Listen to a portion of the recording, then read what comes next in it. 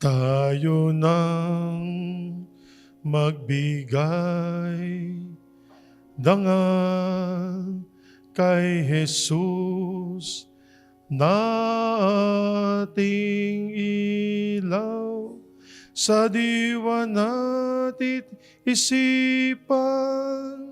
Si Jesu Kristo'y nabuhay, siya'y ating kaliwanagan.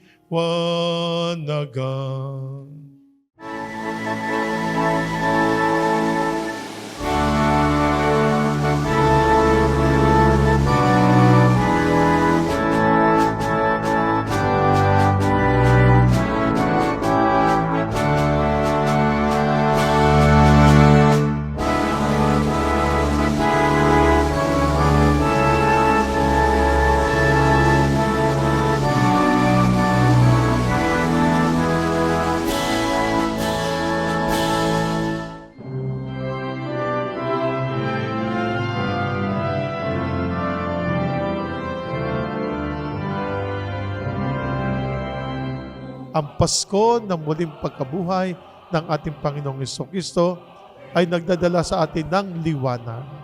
Sino ba ang liwanag? Si Jesus.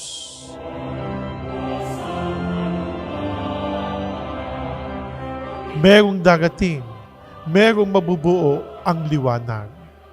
At ito ang magiging tanglaw.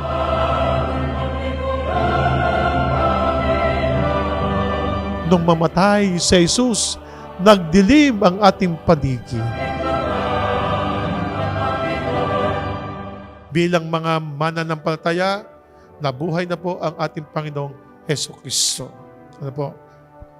At sa kanyang pagkabuhay, ang liwanag ang nagibabaw sa ngayon.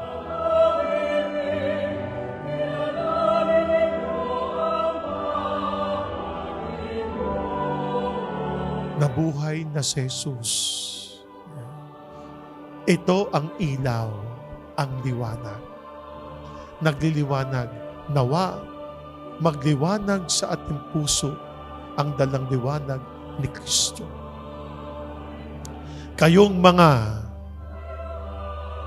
naghihintay pa ng liwanag, matagal nang dumating ang liwanag. Kayo lamang ang ayaw tumanggap sa liwanag.